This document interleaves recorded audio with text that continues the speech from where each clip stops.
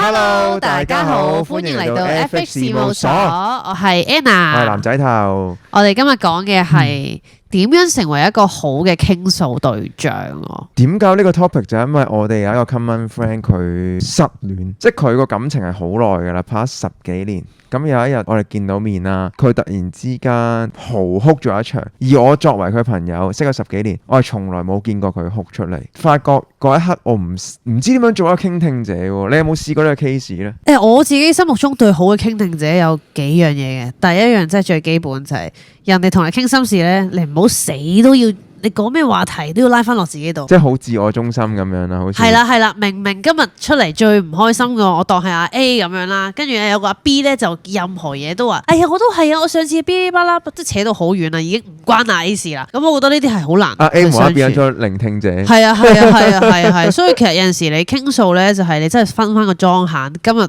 邊個係做呢個傷心嘅莊，其他全部都係閒嚟嘅，即係我覺得要有呢個意識提住自己咯。係咁可唔可以用自身經歷去令佢諗通一啲嘢咧？可能係其實唔係話唔可以講，但係個問題係你要俾對方即係佢所有想 output 嘅關於佢嘅嘢講到盡啦，你先至提自己嘅嘢啊，點樣有咩咁相似啊？我上次都係咁樣，而我最後嘅做法點，你可以參考。但係呢啲自己嘅嘢一定係擺最後咯。我分享一下，因為我覺得我哋成班男人咧都係唔識點樣安慰人嘅，其實。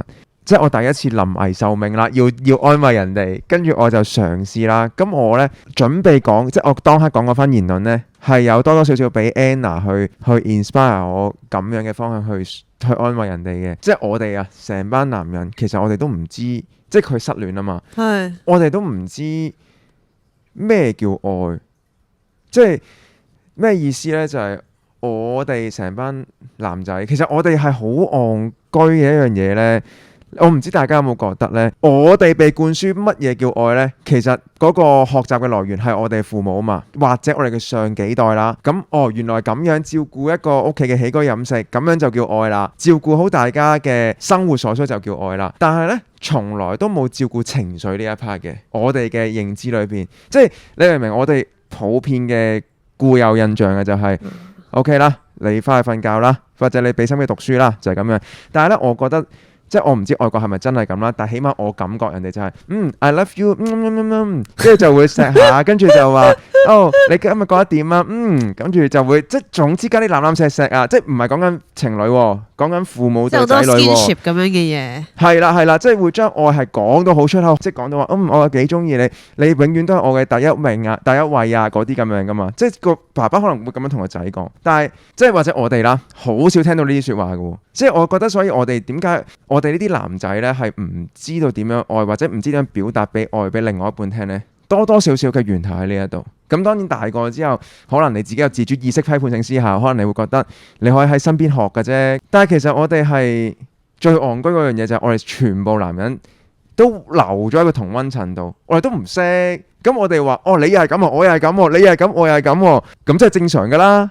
即係個個都係咁就會視佢為大眾都認同嘅一樣嘢咯。我覺得其實好 make sense 㗎，即係大佬你唔係含魚碗戀愛秘笈出世㗎嘛，即係好多人為你去到30歲都拍咗2次拖，咁你魚唔過塘都唔會肥，你供唔翻多幾份都冇咁多看家本領，其實好正常嘅。所以我覺得又唔怪得晒我哋。係啦，我覺得唔怪得晒男士，即係雖然好多時候都話男仔唔識俾情緒價值，咁但係大家都係第一次做人，係咪好多嘢都係邊學邊做咯？係啊，我覺得女仔要俾多機會男仔。咁跟住我講翻啱啱，我就講咗呢一個 concept 落去俾我哋嘅朋友知啦。咁之後我就再抽翻出嚟講一樣嘢，就係愛呢個課題啦。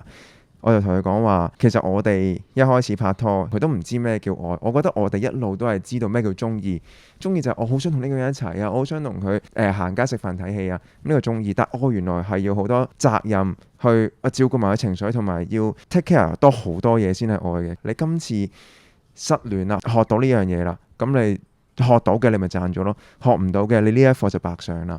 咁可能你因為呢一課之後，你識得點樣去愛人哋，咁都未必係一個好唔好嘅事咯。即係起碼你今日學到點樣愛人啦，你可以同你下一任嘅女朋友或者甚至乎老婆係一個更加好嘅生活啦。我就係講到咁樣一個。呢個有啲似我哋記唔記得有一集我哋同 Peter 傾嘅賦予悲傷一個意義啊？即係你今日面對你好唔開心嘅，其實佢有佢嘅原因在。即係我咁樣同佢講咗，即係我咁樣同我朋友講咗之後，佢嗰一刻咧，我係唔知我自己係咪一個好嘅傾訴者先，但係佢嘅神情就係好似釋懷咗少少咁樣。同埋之後咧，我講到最後咧，我發覺一樣嘢係我學到嘅，原來男人之間，男女都可能係嘅，俾一個擁抱佢咧，嗰個擁抱係嚟得好有意義，勝過千言萬語。即係我嗰一下呢，你知我哋成班男人係唔會有呢啲身體接觸噶嘛？除咗喺度，其實都冇冇身體接觸噶。我嗰一下，我咁樣攬一攬，嗰一下我擁抱完之後，我感受到佢覺得舒服咗咯。原來係咁，個男人同男人之間都可以擁抱咯。其實男人間擁抱呢件事，好似都真係超越千言萬語。啊、尤其是你哋都唔係好識得表達你點樣好。哇，我 care 你唔想見到你咁難過，你都講唔出口啊。係啊，其實女仔係識表達自己嘅，通常啊。咁然後，但係你點樣可以令佢願意？佢喺佢難過嘅每一次都肯向你去開口呢？呢個我又自己有少少心得，因為我都算係我朋友嘅圈子入面呢，即係無論嗰個人係幾唔中意向人表達自己，幾唔講心事嘅呢，佢都會嚟揾我傾嘅。咁其實有一啲小心得嘅就係你要幫對方嘅每一個決定兜翻個底咯。即係舉例，我有個女仔 friend 咧，咁佢已婚嘅已經咁已婚啦，咁可能咧就發現咗佢老公唔係好乖乖咁樣啦，咁已經有2個小朋友噶啦，唔係有3個小朋友噶啦。咁你知婚姻就冇人會呢一世都正確嘅，咁可能中間發生咗啲事，佢好挫折，跟住佢揾我傾，跟住我就聽咗成個故事啦。咁係100% 係個男士唔啱噶啦，咁佢就問我應該點算，跟住我就同佢講話：今日無論你係揀分開，定係你揀留喺度，定係你揀攤出嚟同佢傾，3個我都會話係正確啦，因為你成個人生你奉獻咗俾你嘅家庭，你嘅人生未來做嘅任何一個決定都可能會造成一個好大傷口。譬如話今日你要決定離婚，OK， 你有個三姑六婆 friend 話：，呢啲離婚啦，唔離婚點過日子啊？呢啲有一次啊，有第二次噶啦，blah blah blah。OK， 咁你中間打離婚官司啊，兩個女問你老豆去咗邊啊？嗰啲 moment 係咪呢個三姑六婆 friend 去承受啊？唔係，佢冇辦法為你人生承擔任何一個風險咯。咁所以我都坦白同佢講，我都 take 唔到呢個 risk。但係我覺得，如果我係你嘅話，你原諒佢合理，你唔原諒佢合理，你點樣做都係啱。你唔好覺得驚俾你 friend 睇唔起咯，如果搞錯女人之恥啊！我係你，我唔忍啊！咁都忍得屎都食得啦。嗱，首先我覺得講呢啲嘢人係好揦渣啦，即係你完全不負責任，係啊，即係你 hit and run 㗎。你講完一堆令人哋唔好意思做一個原本自己心意嘅決定，然後你走咗去過翻你呢個唔需要肩負任何後果嘅人生，我係唔欣賞㗎。跟住但係我就同我呢個女仔 friend 講話，幫佢每一個決定嘅兜底，意思就係婚姻從來唔係你一個感覺，或者係同朋友可以 come up 出嚟嘅一個結果嚟嘅。譬如你呢個女仔 friend 繼續又好咩都好啦，即係佢喺呢一個分叉口度，佢係唔知點做啊嘛，佢想問你意見啊嘛。咁但係即係我男人角度去睇呢件事啦，我覺得我應該俾一個我覺得嘅好嘅 advice 你，動搖到一個人未來10年甚至20年走向嘅嘢。咁你點樣去肩負呢？你一句說話導致咗佢做錯個決定，影響咗3個小朋友嘅童年嘅回憶。但係我點樣同我 friend 去分析就係話，依家得3個 choice： 1你原諒，2你唔原諒，3係嘗試去原諒，嘗試去 soft， 唔知做唔做到嘅。所以你當刻就分析晒3個決定有咩好，分析晒係啊。跟住我有同佢講話，如果有人同你講話，你一定要點做，你千祈唔好理佢啊。你都有啲似 Peter 講嗰樣嘢喎。你記唔記得佢嗰陣時咧同我哋講話，我哋唔俾 advice 任何人噶嘛？係啊，拋翻問題俾佢問，叫佢自己答噶嘛。係啊，呢個都有少少似 Peter 講嗰樣嘢。係啊係啊，同埋你唔好成日將自己嘅 idea 覺得佢係最醒咯。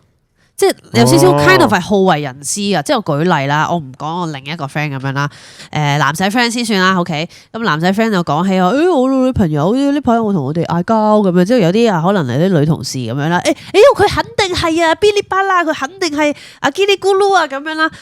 喂，呢樣嘢係唔 scientific 嘅，你有咩證據啊？你唔識佢嘅，跟住你又唔係好知道人哋每一日嘅 routine 嘅，咩叫唔正常咧？呢個正常論喺你個世界成立嘅啫，你完全唔識呢個人嘅，即係我就覺得呢啲成日俾一啲好主觀而且你根本甚至唔識嗰個人嘅意見咧，同呢啲人傾偈係好大壓力嘅，因為你嗰個 moment 你直頭唔知點樣幫你另一半去 defend 咯。我假設有個情況係你識嗰個人又識晒雙方，咁你真係好衷心覺得係應該要分開嘅，都唔應該講係嘛？如果我覺得分開嘅話，我會同對方去講，完全就係表達自己立場啦。我覺得我唔影響你點樣處理啦，因為始終一齊好多年，但係比賽後我應該頂唔順提分開，所以我覺得佢應該都要 appreciate 你嘅付出咯。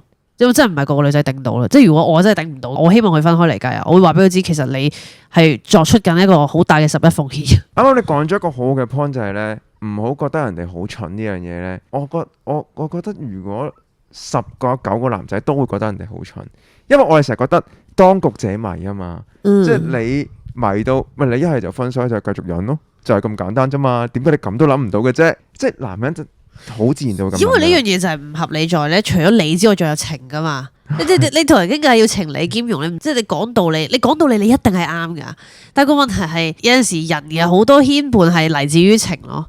咁你用咩嚟證明情呢件事係錯咧？又好難喎，係啊，所以話你喂1+1實係等於2呢啲，咁我麻都識啦。咁但係咁好多嘢人際關係為我哋帶嚟咗80%嘅人生煩惱噶嘛。咁人際關係你最唔講道理嗰樣嘢就叫情咯，即係好多嘢係要情理兼容咯。道理嚟解決唔到嘅嘢，佢就 stuck 咗喺情嗰度咯。同人去交流，你唔會去 judge 你呢一個決定一定係錯啦，一定要點做啦？邊個定係你定啊？喂，原來係咁啊！我覺得好多男仔應該聽呢一集。我有另外一個 friend group，即係我哋好唔支持佢一齊啊什麼啦。我又成日講，跟住我有一個 friend 咧係咁逼佢，即係我自己係好少講嘅。咁佢攞出嚟呻我話，咁算咯，下一個咯，你都有你吸引力噶嘛。即係我哋會成日覺得合則來不合則去咁樣咯，緣來緣去咁嘅 concept 啦。咁我 friend 每一次咧又俾好大壓力佢，喂點啫？你依家點啫？分手未啫？即係我 friend 真係會咁樣同佢講嘅喎。咁我個 friend 咧依家搞下咧耐咗之後咧，唔敢講佢自己嘅委屈啊，什麼唔敢講噶啦，因為佢又唔想啊嘛。咁跟住佢自己又覺得佢其實講出嚟，我諗佢應該係想要情緒抒發，但係我哋成班 friend 係唔知呢樣嘢咯。即係冇諗過嘅，成班男人係。我覺得有陣時啲朋友好咧，某一類型係好壓迫嘅，女仔先算啦。我唔知男仔聚會係點啦。女仔嘅聚會出到嚟，跟住有一個女仔講起呢排同男朋友嗌交咯，跟住咧就開始有啲眼濕濕咁樣啦，跟住剩低幾個八婆仔就話：妖，我上個 quota 叫咗你分手噶啦，擺到嚟喺度煲醋咩？你再唔分手啊，好快再下一次啊，嘰咕嚕啊咁樣成。但係你令到對方好大壓力，係佢下次有任何感情嘅問題咧，佢寧願喺屋企喊死，佢都唔同你講。即係我頭先講起話幫朋友嘅每一個決定去兜個底，就係等佢可以好好地同你講佢每一個諗法咯，而唔係淨係呢一部分我可以拎出嚟同 friend 講，結果剩低嗱水面啊3成攞出嚟講啦，水底7成啊自己喺屋企屈住啊，跟住實會屈到病啊，所以就係你要接納佢嘅所有煩惱，你係唔需要跟我世界嘅標準。我哋嚟一個 role play，譬如我當係即係我係嗰個我朋友，我女朋友話要買3萬幾蚊嘅袋，但我依家經濟又唔好又剩，點買俾佢啫？佢而家發脾氣，你會點樣安慰佢或者什麼？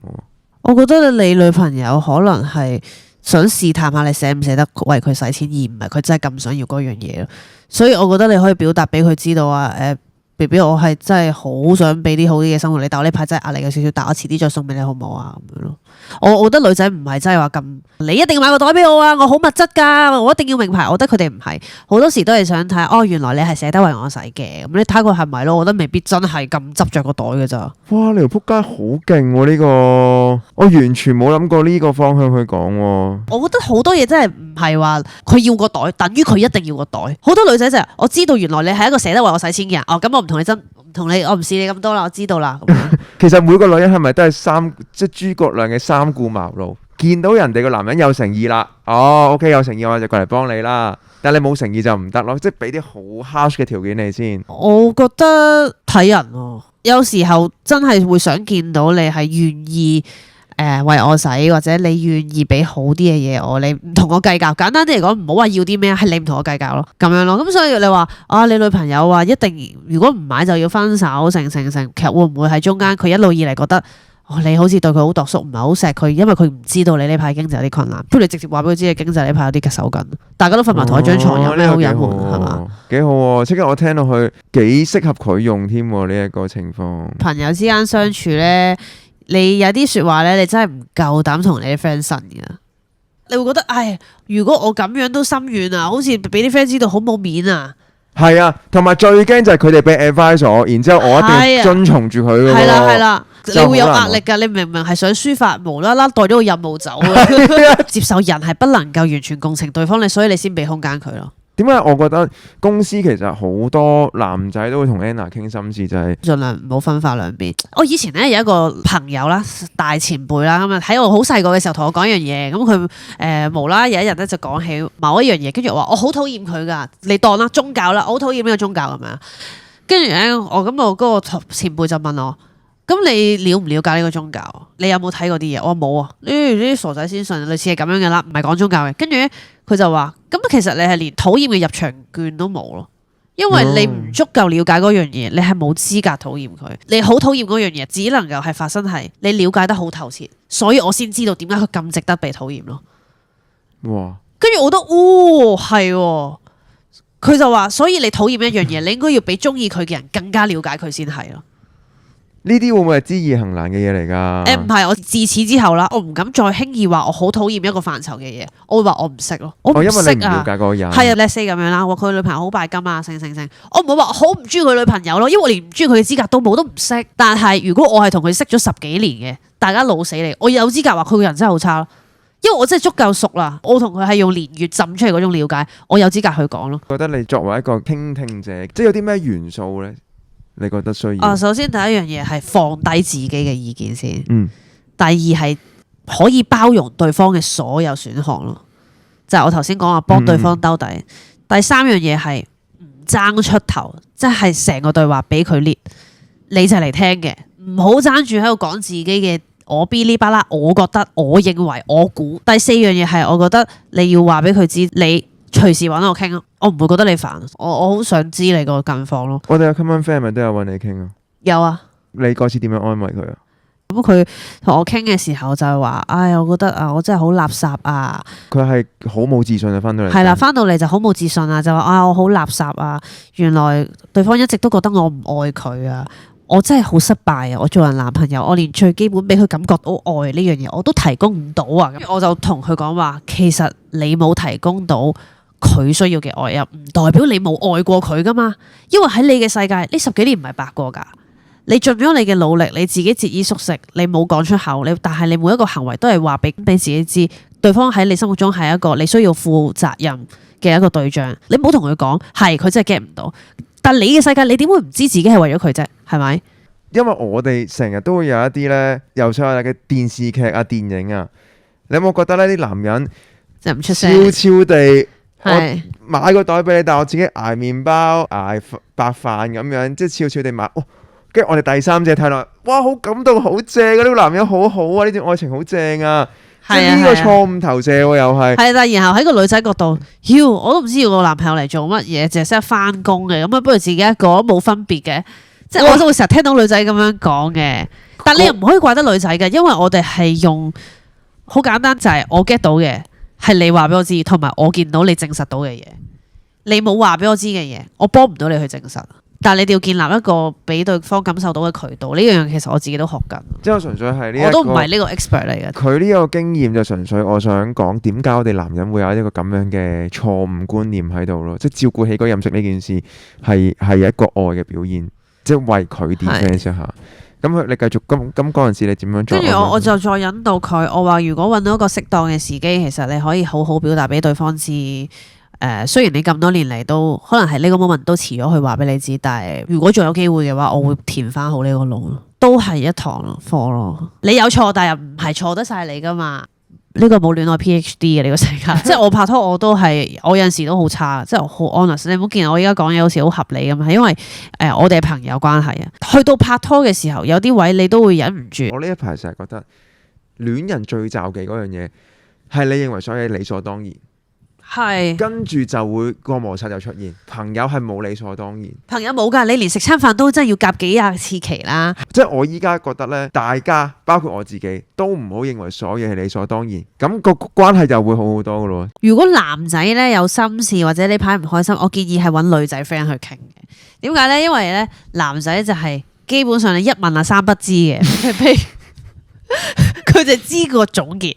譬如啦，我就當啦，你老公翻嚟同你講，我我兄弟分咗手，你咪點解唔知喎？唔知邊個講㗎個分手？唔知喎。喂，呢個我要 defend 一下先，係因為我哋呢個 common friend 嘅分手，我哋真係唔知點解，因為第一樣嘢我哋驚你都係一問三不知嗰個啊？係啊。哦，因為我哋第一，我哋唔會問佢點解，我驚嘅原因係再提翻你個傷心事，令佢再二次傷害，我唔知會唔會，所以我就冇問。我依家學識咗一樣嘢咧，係 take care 佢依一刻嘅情緒先，即係你呢一刻唔開心啦，咁我就安慰你呢一刻啦，即係諗方法。我都做得唔好，但係我想試咯，就冇再追問，因為我覺得追問佢將成嚿嘢講翻出嚟咧，就經歷翻晒一次成個好心痛嘅過程，我驚佢會再傷害。我嘅男人就係大家 move on 啦咁樣咯。你放心啦，你唔講佢都會喺屋企 loop 廿次嘅。呢個過程係冇分別㗎。講多次出嚟唔會。所以唔係，其實咧，我夠膽講60% 人啦，唔係100% 啦。其實喺佢失戀啊，或者佢好難過嘅時候啦，佢係想俾人知㗎。佢想將呢一個唔開心嘅情緒漏啲出去，減一減個壓，即係成個壓力鍋咁樣扭鬆個個掣。過程佢想唔想講出嚟咧？就係通常我即係講呢60人，通常想講，佢唔係要嚟討可憐啊，嚟拗你安慰啊，係喺佢講嘅過程入面，佢會慢慢開始接受呢一樣嘢啦，同埋佢會希望有人知道我呢一刻嘅我狀態係點樣，即係人都好希望被了解啊嘛。咁所以我頭先講話，如果男仔你有唔開心，你可以揾女仔傾；而女仔有唔開心，都係揾翻女仔傾啦，唔好揾男仔傾，因為佢哋就知道即係你同佢講話我失戀啊，俾人飛啊，對方笠綠帽啊，佢哋大把仔啦。咦，多年嚟都有試過呢一個喎。所以我咪冇再揾你傾咯。我點講啊？當時我就同佢講話，哇！你知唔知啊？嗰條仔佢，唔緊要啦，你咁正。但係嗰隻個仲好笑，嗰隻話唔啱聽，你想唔想聽啊？唔想啊。係，所以就我哋唔係 move on 呢個 concept 有冇唔啱咧？你覺得？即係我，譬如你嗰次失戀啦，我就喂你咁正，你咁多人欣賞，實有人會唔落答嘅。使乜講？即係呢個安慰人嘅方法嘅方向係咪好咧？你覺得？睇人咯，都係睇人咯。不過呢啲同得閒飲茶差唔多嘅。通常我啲 friend 失戀啊，我會由得佢喊，跟住入去邊度好玩好食嘅就掹埋佢出嚟，即係成日打電話講無聊嘢啊 distract 佢啊。因為你叫佢唔開心呢樣嘢係唔實際㗎，人係冇得喂嗱你唔好唔開心啦嚇。然後你真係會停咗唔開心，冇呢樣嘢冇可能。但係喺佢唔開心嘅時候，你可以將佢由唔開心嘅情緒夾硬扭去，喂去船 P 啦，去玩啦，燒嘢食啦，喂睇戲咯，不如去咪跑步啊？然後將佢帶喺人群，大家一齊玩緊嘅時候咧，佢會放低自己一啲好孤單嘅感覺啦。咁當然翻到屋企都繼續喊啦。你咪同佢講喊係好正常㗎，你分手唔喊翻3個月點得啊？令佢合理化自己喊呢樣嘢，唔好覺得哇我好懦弱啊，所以我喊啊。點解我咁廢？點解我放唔低？放唔低就梗啦，你唔係呃人感情啊嘛。你呢個 point 好好喎，因為嗰陣時咧，我真係應該係做呢個 podcast 之後先知，情緒係冇對錯，同埋抒發情緒係絕對啱，係絕對冇問題。因為佢覺得佢講咗一句説話就係，我覺得自己好冇用，我喺呢度喊，即係好令人哋覺得佢，我覺得係好戇鳩嘅一件事係喊有乜問題？冇問題㗎，真係冇問題，真係冇問題㗎。但係我又係覺得，即係我哋嘅成長環境或者成個社會氛圍就係覺得。男仔就應該要唔喊，男仔要唔驚痛，男仔係乜都得嘅，就係唔可以懦弱。男仔係要堅強，即係呢啲説話係經常性。唔知我6歲就開始聽到呢句説話，我撲街，跟住流到爆晒光。喂，你男仔嚟㗎嘛，喊咩啫？黐撚線，爆晒光都唔喊得喎。即係呢種咁嘅上唔知幾多代嘅思想灌輸落嚟，我覺得搞到我哋。真係有啲唔敢宣發自己嘅情緒，去到我呢一度，我覺得呢個不良嘅一個陋習或者一個思維啊，要由我呢一代開始停止。咁佢哋唔可以睇美國隊長喎。我想同你講，美國隊長咁靚仔唔計，OK，喊係冇問題噶，喊係應該嘅，而且係好事嚟嘅。跟住我就係咁樣同佢講咗之後，我希望呢件事可以話到俾佢知，男仔係都可以喊。如果各位觀眾你呢個 moment 係勁想喊嘅話，你喊啦，呢樣嘢係好 make sense 嘅。隨便喊啦。係啊，喺喊完喺下面留言話俾我哋知，你哋已經喊咗啦。OK，我哋咁我下一集再見啦，拜拜。